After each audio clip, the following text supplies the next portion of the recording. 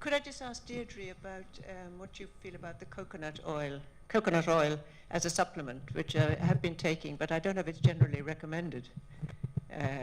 It's an MCT supplement, or Liquogen. Can I ask, how are you taking... Two sorts. Okay, how are you taking the coconut oil? How am I taking it? Yeah. In the spoon. On a spoon, okay. So and in an omelette, if it's the powder one. Okay. The powdered one you can add into various things. Okay. But it's to do with this thing about trying to hold on to whatever weight you have. Yes, no, so that's fine. So I guess it does depend. So again, as we said, everyone's individual. So with coconut oil, it is to an extent an MCT oil, it's MCT fat. So kind of you mentioned Liquogen as well.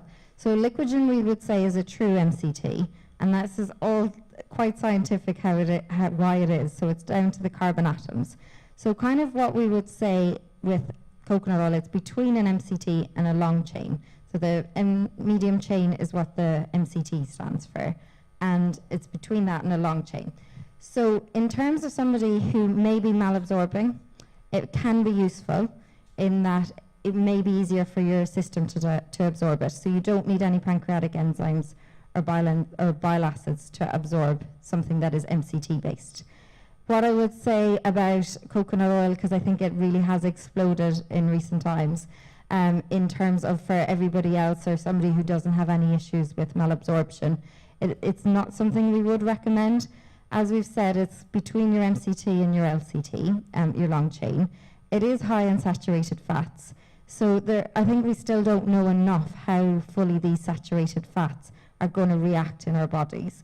So with the studies that have been done on it, one, they've been done on pure MCT oils, with saying how they can, how in terms of your absorption, you will absorb them faster and they will be used first, so they won't result in higher cholesterol levels.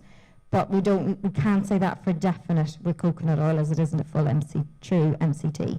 The other thing with coconut oil, I guess, for everybody else, is that it is still a saturated fat. It can still lead to weight gain if you're having too much of it. And the studies that have been looked at are where they did it in populations that have quite high volumes of it. But they also tend to have more fruit and vegetables than we have. They tend to eat less other fats, and they tend to exercise more. So when you look at it from that point of view, we can't really relate it to our diet per se. So how I would answer it is, if you are having malabsorption, fine, and you need to gain weight, I would say it can be useful in that sense, but for everybody else it will be a no.